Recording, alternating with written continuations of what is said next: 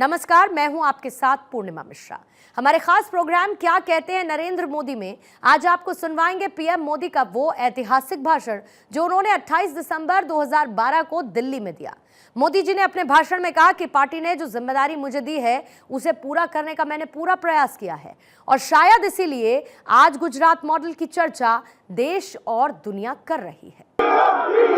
आज मित्रों, जीवन में कभी सोचा भी नहीं था कि पार्टी के दफ्तर पर 11 अशोका रोड पर मैं आपके इतने प्यार से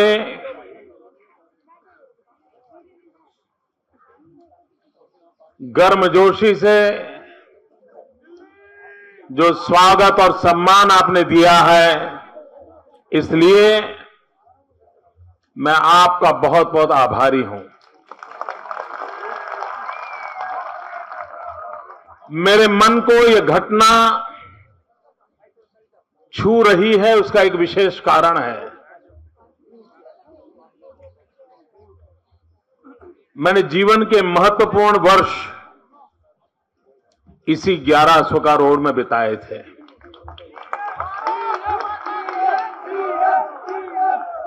कई वर्षों तक इसी 11 अशोका रोड की एक छोटी सी खोली में पार्टी के लिए मेरे लिए जो काम निश्चित होता था उसे मैं करता था। भाइयों बहनों, मैं अपने अनुभव से कहता हूं, भारत के लोकतंत्र की ताकत और भारतीय जनता पार्टी के संगठन का सामर्थ्य उसी का परिणाम है कि एक व्यक्ति जहां कोने में बैठकर के कार्यालय में जिंदगी गुजारता था, इतने सालों तक यहां रहा था, आप में से बहुत कम लोगों को मिला था। एक पर्दे के पीछे एक साधक की तरह अपना काम करता था, लेकिन ये संगठन का सामर्थ्य है कि उसने मुझे कहां से कहां पहुंचा दिया।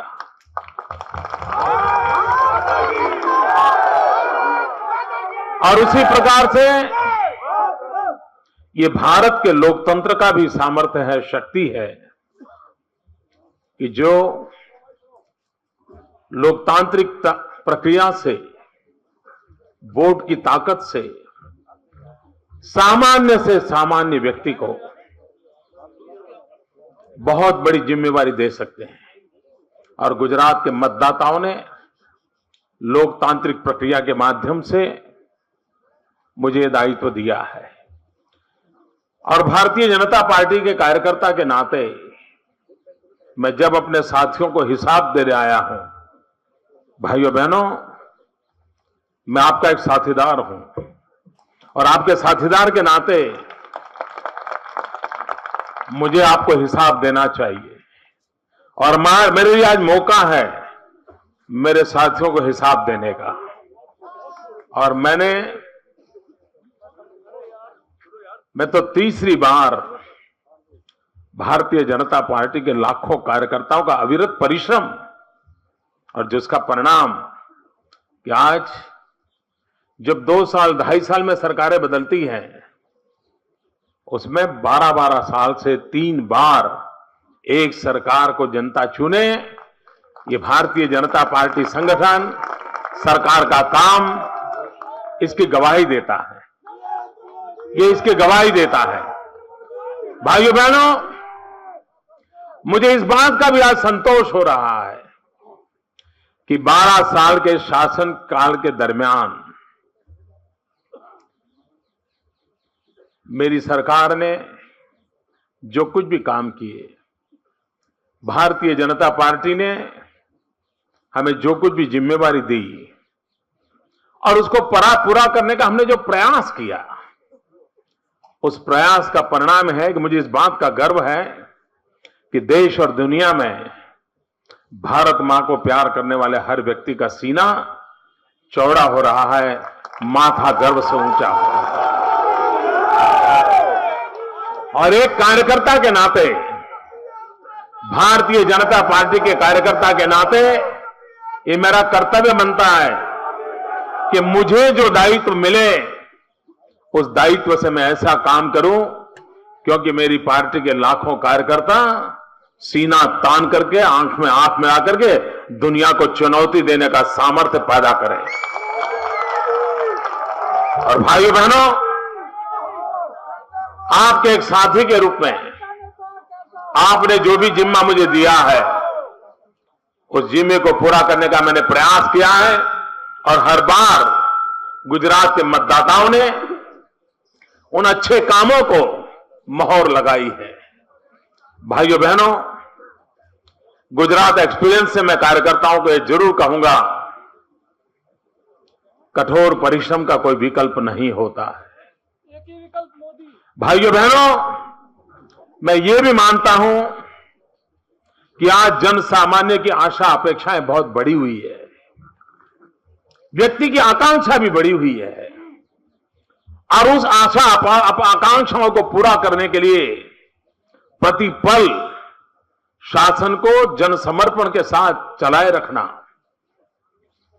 जनता को संतोष देना, यह अपने आप में एक बहुत बड़ा दायित्व होता है। लेकिन इस पार्टी से मुझे जो संस्कार मिले, पार्टी के हर छोटे मोटे कार्यकर्ताओं से जो समर्थन मिला, उससे भली भांति उस पवित्र कार्य को हम कर पाए हैं। और मुझे गर्व है कि मुझे जो दायित्व मिला है, उस दायित्व को भारतीय जनता पार्टी को संतोष हो, भारतीय जनता पार्टी के कार्यकर्ता को गर्व हो, उस प्रकार से पूरा करने का मैंने प्रयास किया है। भाइयों बहनों, आज देश और दुनिया में भारतीय जनता पार्टी के गुजरात शासन की चर्चा हो रही है। मैं देख रहा हूं कि पिछले वर्ष, कुछ वर्षों से देश के कई प्रमुख लोग, भिन्न भिन्न राजनीतिक दलों के लोग भी मीडिया में कोई हाई फाई किए बिना भी लगातार गुजरात आते रहे हैं। सरकार के साथ बैठ करके उन्होंने विस्तार से अध्ययन किया है, विकास की योजनाओं का अध्ययन किया है, उसके इंप्लीमेंटेशन का अध्ययन किया है। मैं भी दिल्ली के मित्रों को निमंत्रण देता हूं, अगर आप में से पार्टी तय करें और गुजरात आकर के 5-7 दिन रुक करके शासन व्यवस्था गुजरात ने क्या मॉडल दिया है, आप आए, जरूर देखें।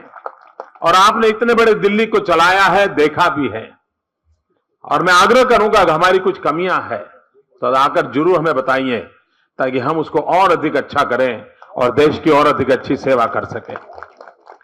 भाइयों बहनों, भले ही आप गुजरात से न हो, आपका गुजरात से कोई कारोबार न हो, लेकिन उसके बावजूद भी अगर आपके मन में गुजरात में करने योग्य कोई सुझाव होंगे, अगर आप मुझे भेजेंगे तो एक कार्यकर्ता के रूप में मैं उसका स्वागत करूंगा और मैं कोशिश करूंगा कि उन चीजों को कैसे लागू किया जा सकता है।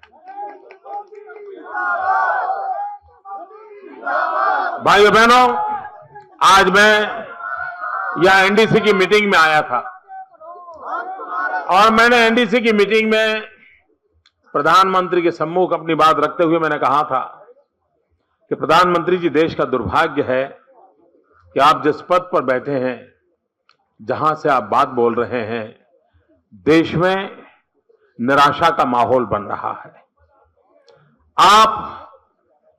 आप जो कुछ भी बातें कर रहे हैं, देश को एक निराशा की गर्त में डुबाए जा रहे हो। मैंने अपनी बात आज बड़ी कठोरता के साथ इस मीटिंग में रखी है और मैंने उनसे कहा है कि देश को आगे बढ़ाने के लिए आपके पास कोई सोच नहीं है, न कल्पकता है, न कोई परिश्रम करने वाला है, न कोई एक्शन प्लान है। अगर यही हाल रहा तो पता नहीं देश कितना नीचे चला जाएगा। आपको हैरानी होगी, 1 साल पहले देश की प्लानिंग कमीशन और भारत सरकार ने 9% विकास दर का संकल्प किया था, 9%। हम तो उनसे काफी आगे हैं, लेकिन वे 9% नहीं कर पाए, 7.9 पे अटक गए। दुख का विषय दूसरा है दोस्तों, इस बार उन्होंने 9 सोचना भी बंद कर दिया और इस बार उन्होंने सोचा है 8.2% ग्रोथ करेंगे, विकास दर करेंगे। अब आज 7.9 है, 8.2 करना मतलब 0.3 आगे बढ़ना। इस देश को 0.3% आगे बढ़ाने के लिए आज पूरा देश इकट्ठा हुआ था दिल्ली में। मैंने कहा क्या हाल है जी, हम सब मुख्यमंत्री कितना ही धक्का लगाए, लेकिन जिस प्रकार से आप दिल्ली चला रहे हो, ये 0.3% के लिए इतनी मशक्कत करनी पड़ रही है, ये हाल है दिल्ली सरकार का। जबकि गुजरात 11+ से विकास दर कर रहा है मित्रों। कृषि के क्षेत्र में वो 2.5-3% से आगे नहीं बढ़ पा रहे हैं और गुजरात 10 से नीचे नहीं आ रहा है। यह इतना मिसमैच है जी। मैंने आज सारे विषय उनके सामने रखे। मैंने कहा कुछ तो सोचिए आप, देश का नौजवान, हिंदुस्तान का 65% नौजवान 35 से कम उम्र का है।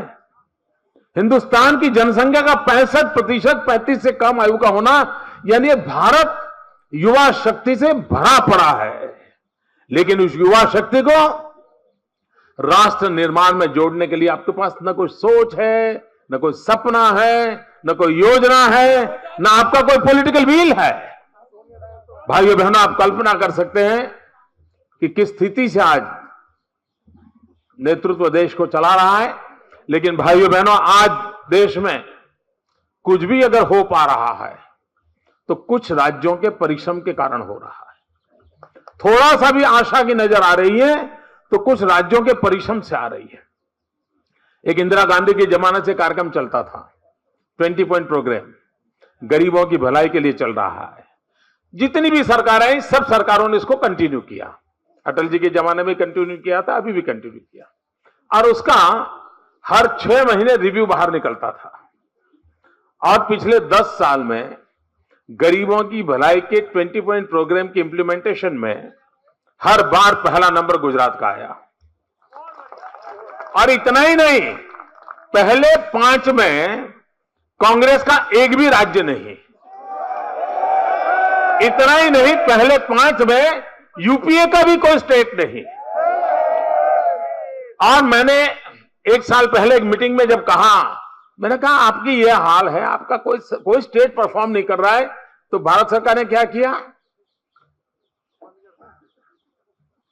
अपने राज्य को परफॉर्मेंस करके मोदी से आगे निकल जाने के लिए प्रेरित करने के बजाय उन्होंने निर्णय किया कि अब भारत सरकार हर 6 महीने जो रिपोर्ट निकालती थी वो निकालेगी नहीं, ताकि उनकी बेइज्जती होती थी। यानी वो रास्ते ऐसे खोज रहे हैं कि जो देश को गड्ढे में ले जा रहा है। अच्छा करना, अच्छा सोचना, आगे बढ़ना, ये कोई अपेक्षा आज वर्तमान कांग्रेस पार्टी के नेतृत्व से करना बहुत मुश्किल है।